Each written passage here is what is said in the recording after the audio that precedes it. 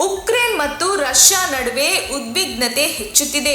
ಈ ಮಧ್ಯೆ ರಷ್ಯಾದ ಅಧ್ಯಕ್ಷ ವ್ಲಾಡಿಮಿರ್ ಪುಟಿನ್ ಬಗ್ಗೆ ಬಲ್ಗೇರಿಯಾದ ಬಾಬಾ ವಂಗಾ ನುಡಿದ ಭವಿಷ್ಯ ಜಗತ್ತಿನೆಲ್ಲೆಡೆ ವೈರಲ್ ಆಗುತ್ತಿದೆ.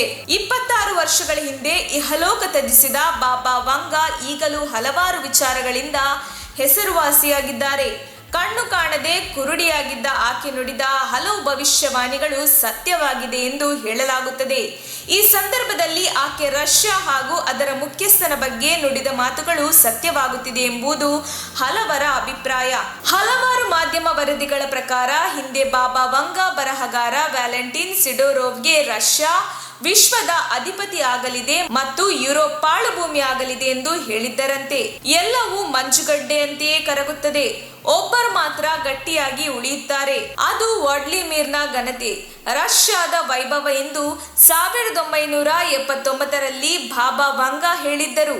ಈಗ ಇಡೀ ವಿಶ್ವದಲ್ಲಿ ರಷ್ಯಾ ಸೃಷ್ಟಿಸುತ್ತಿರುವ ಸಂಚಲನಗಳು ವಂಗಾ ಮಾತು ನಿಜವೇ ಎನ್ನುವ ಅನುಮಾನಗಳನ್ನು ಹುಟ್ಟಿಹಾಕಿದೆ. ಯಾರೂ ರಷ್ಯಾವನ್ನು ತಡೆಯಲು ಸಾಧ್ಯವಿಲ್ಲ ಎಂದು ಈಕೆ ಹೇಳಿದ್ದಾರೆಂದು ನಂಬಲಾಗಿದೆ. ಪುಟಿನ್ 1999ರ ಡಿಸೆಂಬರ್ನಲ್ಲಿ ರಷ್ಯಾದ ಕಾರ್ಯಾಧ್ಯಕ್ಷ ಹುದ್ದೆಯನ್ನು ವಹಿಸಿಕೊಂಡ ನಂತರ ಅವರು ರಷ್ಯಾದ ರಾಜಕೀಯದಲ್ಲಿ ಪ್ರಾಬಲ್ಯ ಸಾಧಿಸಿದ್ದಾರೆ. ವಿಶ್ವ ವ್ಯವಹಾರಗಳಲ್ಲಿ ಪ್ರಮುಖ ಪಾತ್ರ ವಹಿಸಿದ್ದಾರೆ. ವಿಶ್ವ ನಾಯಕನಾಗಿ ಗುರುತಿಸಿಕೊಂಡಿದ್ದಾರೆ. ವರದಿಯ ಪ್ರಕಾರ ಬಾಬಾ ವಂಗಾ ರಷ್ಯಾದ ಬಗ್ಗೆ ಮತ್ತಷ್ಟು ವಿಚಾರಗಳನ್ನು ನುಡಿದಿದ್ದಾರೆ. ಪುಟಿನ್ ಎಲ್ಲ ಅಡೆತಡೆಗಳನ್ನು ತನ್ನ ದಾರಿಯಿಂದ ತೆಗೆದುಹಾಕಿ ತನ್ನ ದೇಶವನ್ನು ಉಳಿಸಿಕೊಳ್ಳುವುದು ಮಾತ್ರವಲ್ಲದೆ ಜಗತ್ತಿನ ಅಧಿಪತಿಯಾಗುತ್ತಾರೆಂದು ವಂಗಾ ನುಡಿದಿದ್ದಾರೆ. ಬಾಬಾ ವಂಗಾ ಅವರ ಮೂಲ ಹೆಸರು ವ್ಯಾಲೆಂಜಿಯಾ ಗುಚ್ವೇರೋವಾ.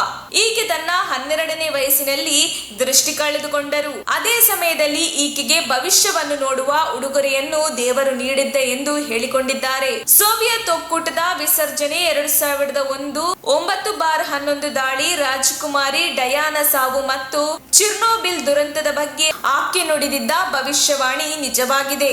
ನಮ್ಮ ತುಮಕೂರು ಮಾಧ್ಯಮದ ವಿಶೇಷ ಸುದ್ದಿಗಳನ್ನು ನಿರಂತರವಾಗಿ ಪಡೆದುಕೊಳ್ಳಲು ಚಾನೆಲ್ ಅನ್ನು ಸಬ್ಸ್ಕ್ರೈಬ್ ಮಾಡಿ.